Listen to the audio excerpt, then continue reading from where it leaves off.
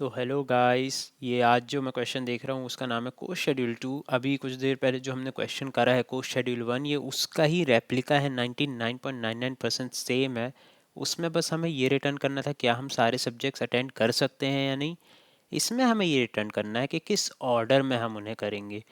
तो जो हम कांस एल्गोरिथम लगा रहे थे उससे जो लिस्ट आएगी वही इस क्वेश्चन का आंसर वो लिस्ट होगा। पिछले क्वेश्चन में हम बस ये चेक कर रहे थे क्या उधर पे जो काउंट आ रहा था उस लिस्ट का वो हमारे नम कोर्सेज के बराबर था या फिर हमारी एडजेंसी लिस्ट जो बन रही थी उसकी लेंथ के बराबर था। यहाँ पे हमें यही चेक कर, बस हमें उसका ही ऑर्डर रिटर्न कर देना है और कुछ नहीं, और हमें वो ऑर्डर सही लाना है और कुछ क्वेश्चन है ही नहीं। सारे कंस्टेंट सेम है, सिर्फ रिटर्न स्टेटमेंट वही एम्प्टी लिस्ट या इस, हाँ, जिस केस में हम साइकिल डिटेक्ट हो जाएगी उस केस में एम्प्टी लिस्ट, नहीं तो हम ऑर्डर दे देंगे। मतलब वही हमारी टोपोलॉजिकल सॉर्टेड हमारा ग्राफ। और बाकी सारे के सारे कंस्ट्रेंट्स हो गए या फिर जो भी कंडीशंस होंगी सब सेम है।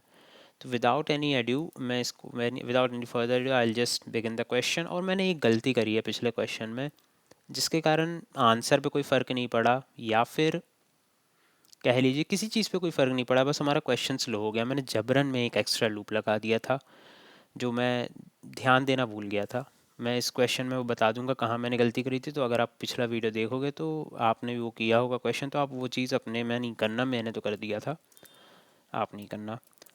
तो अब मैं आगे बढ़ता हूँ। तो पहले तो एडजेंसी लिस्ट ही मुझे बनानी है और कुछ करना नहीं है। एडजेंसी लिस्ट बना ली, नम कोर्सेज के बराबर रहेगा साइज़, और बस उसको फिल करना चालू।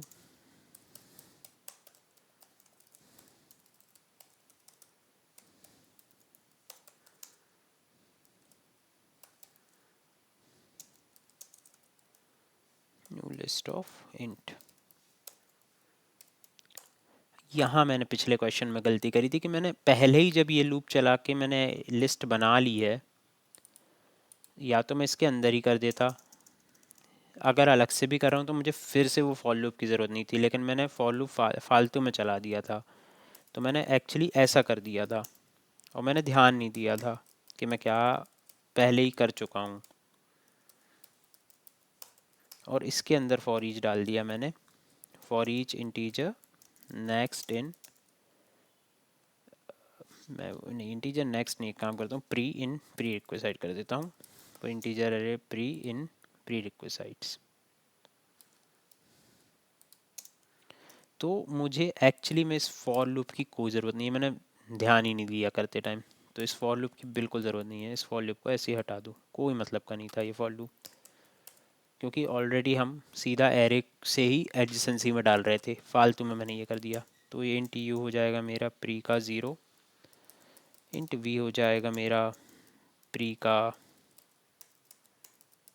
1, और ए डी जे के वी में मैं ऐड कर दूंगा यू, क्योंकि मेरे यू का प्री रिक्वेसाइट है वी। तो मेरी हो गई एडजेसेंसी लिस्ट तैयार। अब मैं एक काम करता हूँ, इंटीजर एरे बनाता हूँ, आंसर्स या जो भी ऑर्डर आंसर्स जो भी equals to new int num courses, और वही अपना साइकिल डिटेक्शन के लिए वही दो बुलियन अपने, एक हमारा पाथ के हमने फिर से वही पाथ पे चालू तो नहीं कर दिया विजिट करना कि हमारी ऑलरेडी साइकिल बन गई है वही, और उसका भी साइज़ हमारा हो जाएगा नम कोर्सेज के बराबर। और फिर एक और बुलियन मैंने बना दिया जो हर एक मेरे नोड को विजिटेड मार्क करेगा,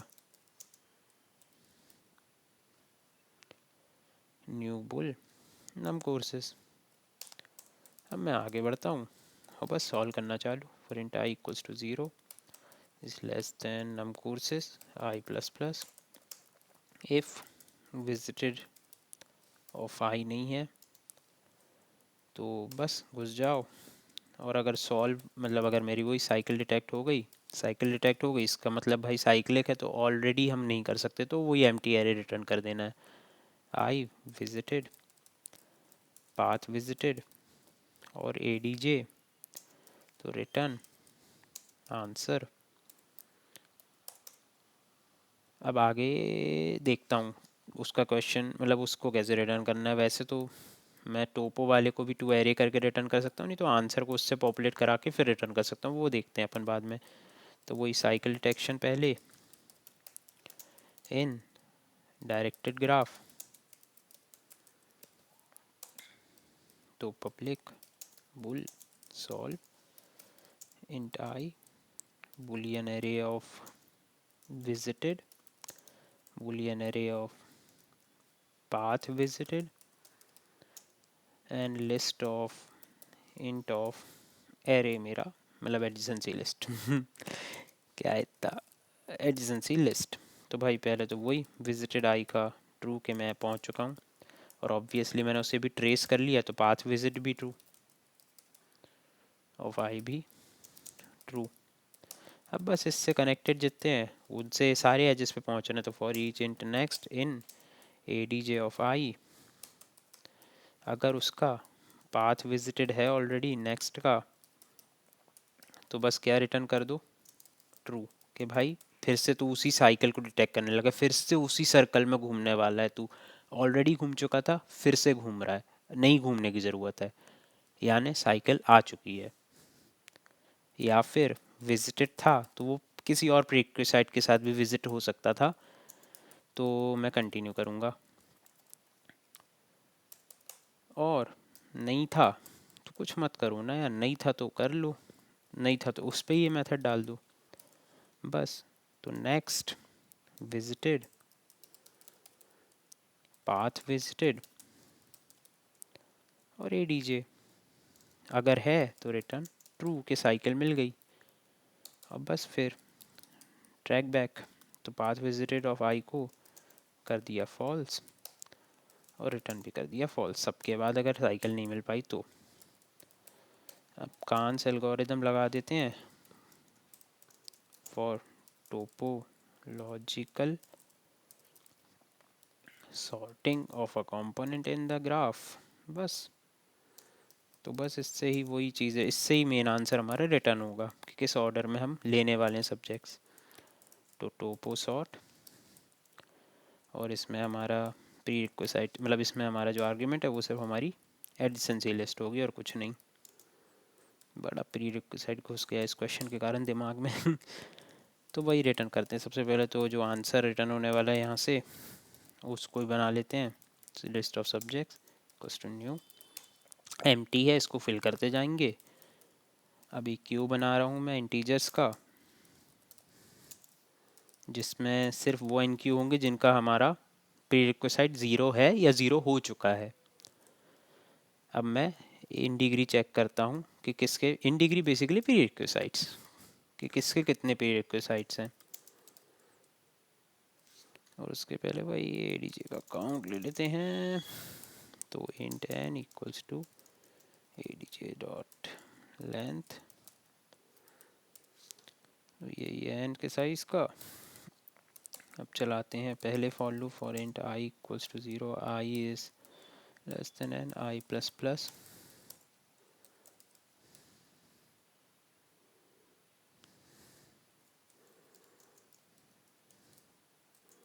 इन A D J of I in degree of उस नेक्स्ट को प्लस प्लस मार दो। तो ये इन डिग्रीज फिल हो गए सारे, किसी ना किसी की तो ज़ीरो होगी तभी मैं सॉल्व कर ही सकता हूँ क्वेश्चन, वरना साइकिल डिटेक्ट हो जाएगी। तो जिसकी ज़ीरो होगी उसको पहले क्यू में एन क्यू कर दो।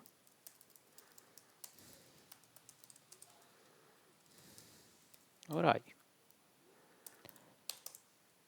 अब बस जब तक मेरा क्यू ज़ीरो नहीं होता ये क्वेश्चन चलेगा, जब तक तेरे पाँव चलेंगे इसकी सांसें चलेंगी, वो वाला काउंट हो वो वाला काम है अब।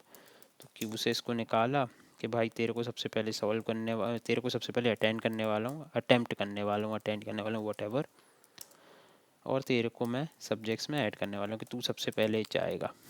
सब्जेक्ट्स डॉट ऐड करेंट, अब बस इसी के जितने थे for each int next in A D J of current, इसके जितने कनेक्टेड थे उनको देख लो, तो उनका इन डिग्री मैं निपटाता जाऊंगा, उनका इंटीग्री कम होता जाएगा। और जो अब ऐसा होगा जो सिर्फ इस पे डिपेंड करता होगा, अब ये तो निपट गया तो उसका इंटीग्री ज़ीरो हो गया ना, क्योंकि उसका पीरियड को सेट ख़त्म हो चुका, उसका पीरियड को सेट मैंने ऑलरेडी अचीव कर लिया है। तो अब अगर उसका ज़ीरो तक पहुंच गया तो उसको एंड कर दो ना, उसको एन क्यू कर दो, मतलब उसको अटेम्प्ट करो इसके बाद। नेक्स्ट, बस, और रिटर्न कर दो सब्जेक्ट्स को। तो ये हो गया हमारा कांस एल्गोरिथम, साफ सुथरा, छोटा सा, कोई दिक्कत वाली बात नहीं। इधर आए, इधर दो फॉर्म में कर सकते हैं, तो रिटर्न कर देते हैं topo sort A D J dot to array, ऐसे भी कर सकते हैं, चल जाना चाहिए मेरे हिसाब से। कहानी ख़त्म हो चुकी है। क्या हो गया? पाथ विजिटेड, विजिटेड, क्या कंपाइल एरर आ रहा है? आंसर्स, अच्छा आंसर्स है। मैंने कहा भाई क्या है यार, यहाँ तो स्पेलिंग मिस्टेक भी समझ में नहीं आ रही थी। क्या इशू आ गया? रुक जाओ तो।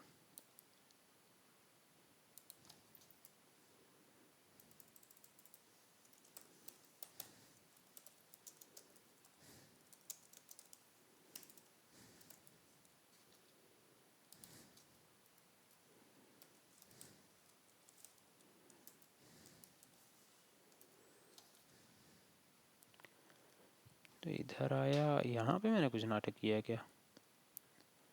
एन क्यू तो सिर्फ वही हो रहे हैं जिनको, किसके कारण रॉन्ग आ रहा है आंसर, और एक राइट आ रहा है, बाकी सारे रॉन्ग आ रहे हैं। ये थोड़ा सा मेरी समझ के बाहर गया है, कहाँ पे मैंने नाटक किया है, let me check. Cycle detection तो सही है मेरे हिसाब से, कांस एल्गोरिदम ही होगा, अगर होगा, अगर हल्का सा भी कल्प्रिट होगा तो कांस एल्गोरिदम ही मेरा हिसाब से कल्प्रिट होना चाहिए। सब्जेक्ट्स क्यू एन, एन ठीक है, एन तक चलाया, इन डिग्री प्लस प्लस किया, इसमें तो मेरे हिसाब से नहीं है नाटक जिसका। अरे यार, कंडीशन कौन लिखेगा? इफ़ इन डिग्री, यहाँ नाटक हुआ ना, इफ़ इन डिग्री ऑफ मेरा आई इक्वल्स टू ज़ीरो है, तो वही तो एन क्यू करना है, ये कंडीशन में खा गया ना। तो ये मैंने फालतू में पैनिक अटैक कर लिया अपना, ये तो ये वैसे भी चल जा रहा था, मैं सोचा इधर पे ही नाटक हो रहा है। हो गया, इधर पे ये नाटक कर दिया था मैंने, जिसकी इन डिग्री ज़ीरो है सिर्फ वही एन क्यू होगा, मैंने सारा से सबको एन क्यू ही कर दिया, देखा ही नहीं इन डिग्री ज़ीरो। तो वो एक क्वेश्चन में नहीं था तो वो वाला चल गया, बाकी सारे चले ही नहीं, और मैं सोच रहा हूँ कि क्या हो गया नाटक। अब मैं इसको अगर सबमिट मार दूँ तो मेरे हिसाब से सबमिट भी हो जाना चाहिए, ज़्यादा दिक्कत होनी नहीं चाहिए। जी हाँ, एक्सेप्टेड भी हो गया। तो ये क्वेश्चन का भी टाइम कॉम्प्लेक्सिटी वही है मेरा, ओ ऑफ एन प्लस ही, क्योंकि कुछ है ही नहीं इस क्वेश्चन में, अलग कुछ है ही नहीं, कुछ भी अलग नहीं है, कुछ भी अलग नहीं है, बिल्कुल सेम क्वेश्चन है, बिल्कुल सेम। और इसको मैं अगर एरे एरे बना के भी करूँ तो भी काम हो जाएगा, वो उसमें भी कोई डिफरेंस आएगा नहीं।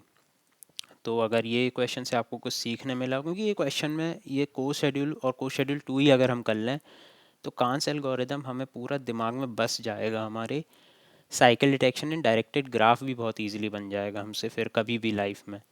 तो इस क्वेश्चन से अगर आपको कुछ सीखने मिला हो तो please do like share and subscribe, and मैं ऐसे वीडियोज़ लाता रहूँगा। तो जब तक के लिए stay tuned and bye bye.